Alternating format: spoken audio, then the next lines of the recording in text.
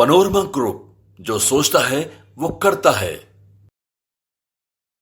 बिहार में जब से इंडिया गठबंधन से अलग होकर नीतीश कुमार ने एनडीए गठबंधन के साथ सरकार बनाई है, तेजस्वी यादव तब से ही लगातार अब तक बिहार में जो रोजगार शिक्षकों को मिला है उसका क्रेडिट खुद लेते रहे हैं।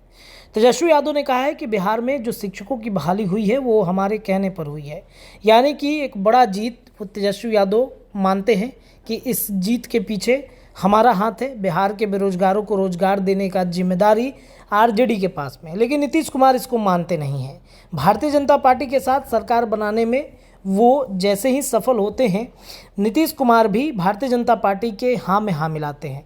वहीं नीतीश कुमार जो पहले कभी कहते थे कि हमारे कामों का श्रेय नहीं मिलता है, अखबार में, टीवी चैनल्स में हमारे काम को प्रमोट नहीं किया जाता है, वो नीतीश कुमार अब नरेंद्र मोदी के कामों से काफ़ी ज़्यादा प्रभावित रहते हैं और उनकी जिस तरीके से बातें कहते हैं कि नरेंद्र मोदी ने कितना विकास किया है, देश भर में नरेंद्र मोदी सबसे ज़्यादा विकास कर रहे हैं।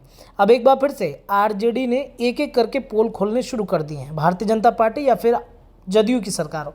देखिए, एक तरफ राहुल गांधी न्याय यात्रा के दौरान देश के अलग अलग राज्यों में घूमकर बिहार और जो देश के नरेंद्र मोदी हैं प्रधानमंत्री, क्या क्या अलग अलग राज्यों में उन्होंने गड़बड़ काम किया उसका खुलासा करते रहे। एक दूसरी तरफ अगर बातचीत करें राष्ट्रीय जनता दल की, तो उसने भी अब खुलासे करने शुरू कर दिए हैं। आपके स्क्रीन पे एक तस्वीर चल रहा होगा, यह तस्वीर और ये पोस्टर देखिए किस तरीके से भाजपा का भ्रष्टाचार जनता आंखें खोल के देखे। एक एक करके सभी भ्रष्टाचार पर आरजेडी ने पोल खोल दिया है। इलेक्ट्रोल बॉन्ड घोटाला, 30 वैसी कंपनियां जिस पर सीबीआई ईडी की जांच चल रही थी, उन कंपनियों ने करीब 335 करोड़ का इलेक्ट्रोल बॉन्ड भाजपा को दिया और जांच बंद हो गई। दूसरा, प्रधानमंत्री जी ने कोरोना से लड़ने के लिए एक पीएम केयर फंड बनाया, जिसमें 5,349 करोड़ की सरकारी संस्थाओं ने 4,223 करोड़ निजी संस्थाओं द्वारा चंदा दिया गया, परंतु खर्च का हिसाब मांगने पर कहा गया कि यह आरटीआई से बाहर है। क्या एक रिपोर्ट के अनुसार भारतमाला प्रोजेक्ट 70 किलोमीटर सड़क बनानी थी, लेकिन 15.87 करोड़ में बने, परंतु 32.17 करोड़ में भ्रष्टाचार हुआ है। द्वारिका एक्सप्रेसवे में 1 किलोमीटर सड़क का निर्माण 18 करोड़ में खर्च होना था, परंतु 250 करोड़ में भ्रष्टाचार हुआ है। किलोमीटर 232 करोड़ ही बन पाए हैं।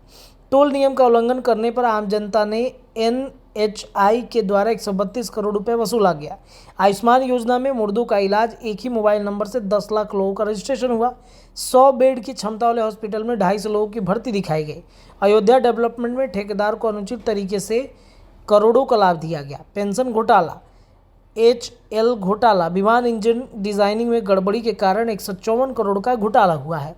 तो एक तरफ जहां ईडी सीबीआई की बातचीत कही जाती है, वहीं दूसरी तरफ आरजेडी ने एक एक करके नरेंद्र मोदी का पोल खोलना शुरू कर दिया। पनोरमा ग्रुप, जो सोचता है वो करता है। अगर ये वीडियो पसंद आई और वह बिहार के राजनीति और बिहारियत से सरोकार रखेनी तो सब्सक्राइब बटन दबा के चैनल के सब्सक्राइब कर ली। ओजे एगो घंटी बा, ओकरा बटन दबा देला से कुल सटीक और मारक खबर रुआ मुफ्त में मिल जाई।